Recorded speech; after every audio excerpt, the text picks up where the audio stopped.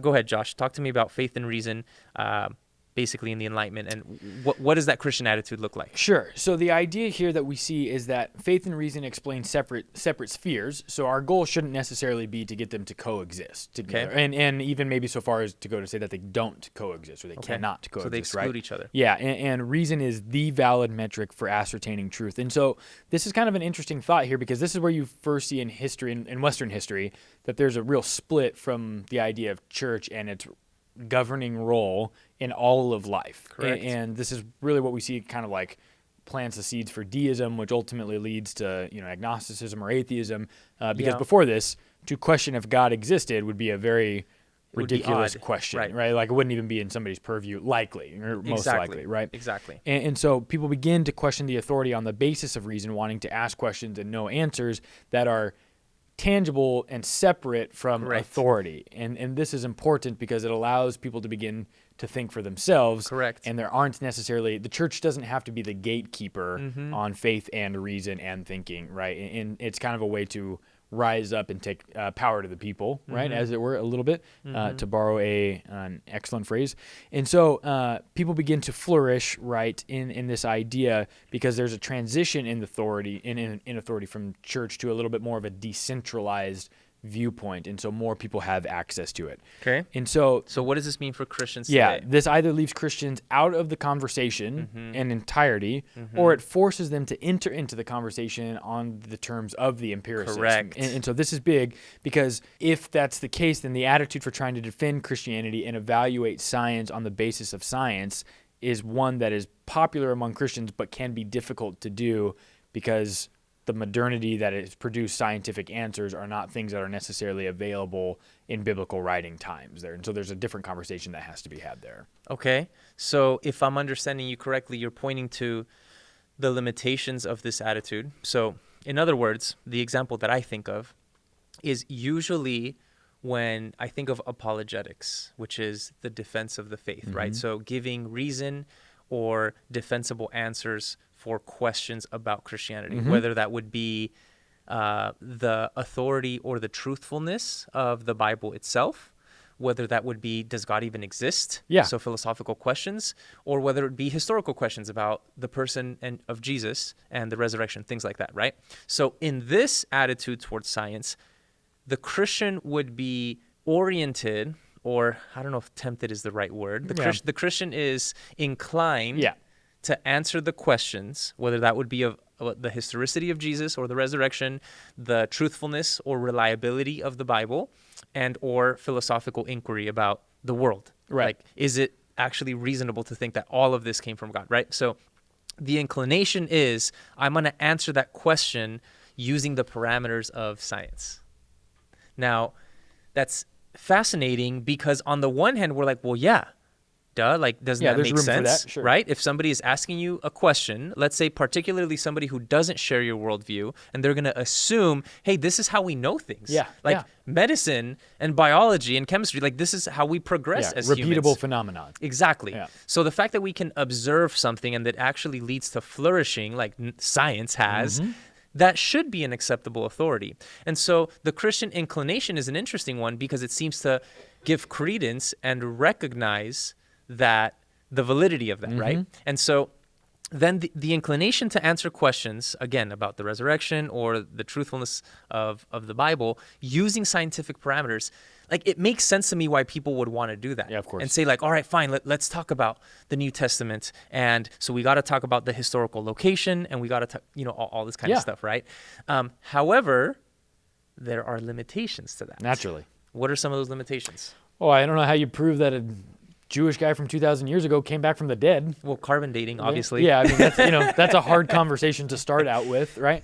And so things like that. Now, there's other ways to answer those questions, right? But strictly using a form of empiricism, you're going to run into some issues there. That's right. And so you could just stop there, right? Because that's really the crux of the totality of everything that we do. That's fair, right? So. Like, yeah. So the resurrection would be pretty central. Yeah. So even in philosophical inquiry, right? So debates about cosmology and the beginnings of the universe as we know it, and how that relates to quantum physics and the expansion of the earth. Is it more reasonable to think that everything that we have came out of one initial cause that was personal, ultimate reality, God, right? Or a cause that was impersonal. Even this debates, it's interesting to me. Well, where philosophy isn't an empirical science, right?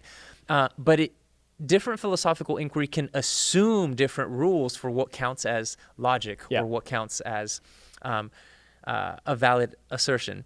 So the limitations are real because even the empiricist, meaning the person who only wants to use the parameters of observation, like language isn't empirical, logic isn't empirical, right? So you have to use the faculties that you can't test and observe, such as language and logic, to be able to even put some of these ideas together. So I think what I'm getting at is that it seems adequate, right, to allow science its authority in its realm, but it doesn't seem adequate, or it doesn't seem sufficient to want to answer the claims of the inspiration of the Bible, right? Like, how would you prove the inspiration of the Bible using scientific parameters? Like, what would be enough? Right. You can't. And so here's really where it is. Empiricism can get you to the edge, right? But in questions of the metaphysical, empirical stuff can't get you over that hump, right? And so the cosmology argument is probably one of my favorite arguments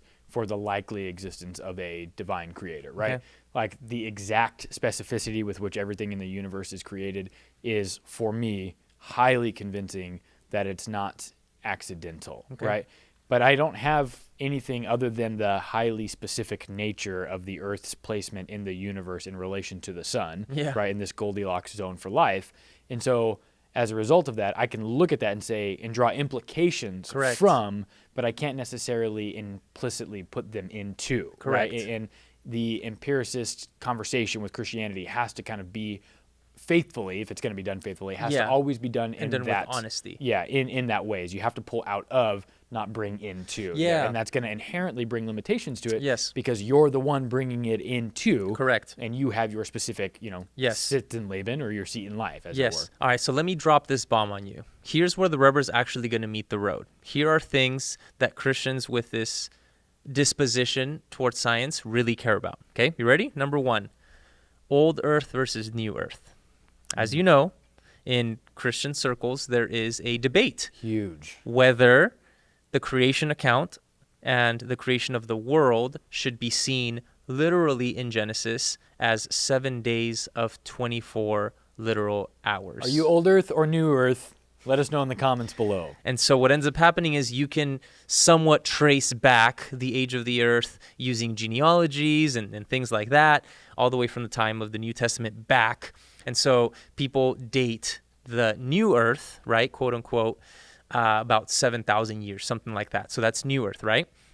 This stands in contrast to what's called old Earth, which is based on different scientific inquiry or different scientific assertion that is going to say, well, no, probably the Earth is closer to maybe billions of years is a number that I've heard there. 4.4 billion. From different people, right? Okay, cool. So if you really care about this, well, this shows that your attitude towards science is the former, right? It's this Enlightenment presupposition of we can know things and we know that it's on valid ground if we can have a scientific conversation about it, right? So that's one thing that people would really care about. The other one is inerrancy, right? So in short, for our audience, inerrancy is the evangelical conviction that the scriptures are perfect. They are without error, right? And so there's different versions of this. There's a guy named Carl Henry who kind of started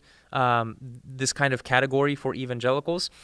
And so what's really interesting to me is that defending or doing an apologetic for something like inerrancy in these Christian circles ends up being something of a scientific task, where now you're talking about, well, the original autographs, and you're talking about percentages of words from the New Testament that you could know with certainty based on the 200,000 variants and all these things, which is fascinating to me personally.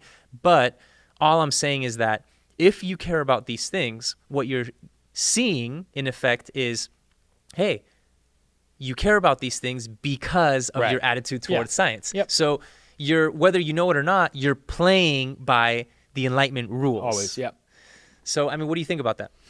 Yeah, I mean, I think these things are important to discuss because if we believe all truth comes from God, then the reality is that there's going to be, pockets and gradations of truth that we can discover using the empirical method.